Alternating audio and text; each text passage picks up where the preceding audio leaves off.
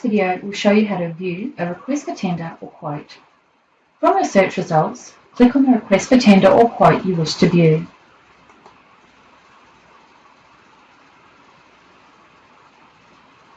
To the left of the screen is the table of contents. You can navigate through the sections from here.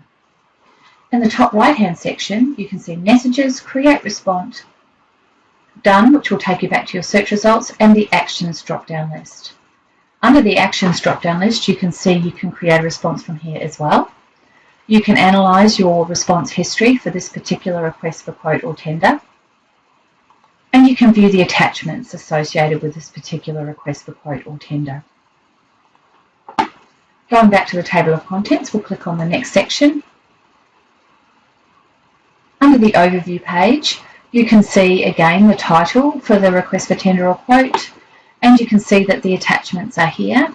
Under this attachment section, you'll see the conditions of tender and also Part 4 specifications and any other associated information and attachments that we would like you to see. There's also a synopsis about the project.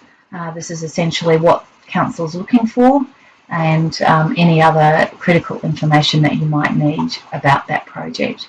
You can also see the close and open date here. As you can at the top, you can always see at the top of the screen the time remaining, the status of the request for quote or tender, its title, the open and close date, and also the time zone that we're working within. Under the requiremements section, this is essentially what you would have considered to be our Part 2 returnable schedules. So under here you can see some instructions outlining what you need to do, and then you have each of the requirements, which are the questionnaires that you need to respond to, detailed in here. So you can view them here just simply by clicking on one, and that will open it for you. You won't be able to respond from here.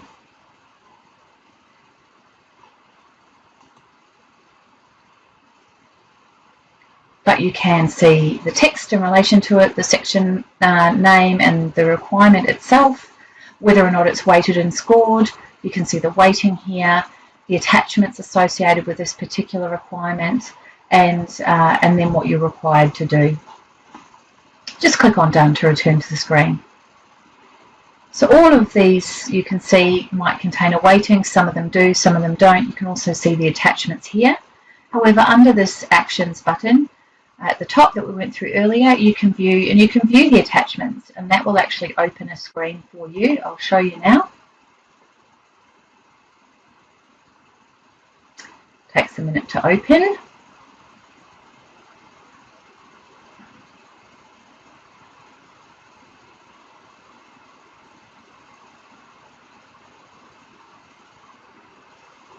Where all of the attachments are located. So you can see that the conditions of tender and the Part 4 specifications from the overview page are also here. You can click on Actions and download all to download a zip file that you can then review later. Click on Done to return to the menu. In the line section, this is where you will input your price. So in this case, it's a lump sum, and when you click on Create Response, when you get to this page, you'll actually enter your amount, your total fixed price in here, inclusive of GST. However, this could also be a schedule of rates or a schedule of items where you'll be required to enter an estimated quantity, the unit of measurement, and your price for that particular line. In the requirements section, there will be a price breakdown schedule. That's where you break down your lump sum price into the various different components that makes that price up. Under the contract terms section, you'll see our conditions of contract. So you can simply click on that to download it, and that will download to your desktop for you to view and read and determine if you are happy to now create a response. Thank you very much for your attention today to this video. Our next video will look at creating a response.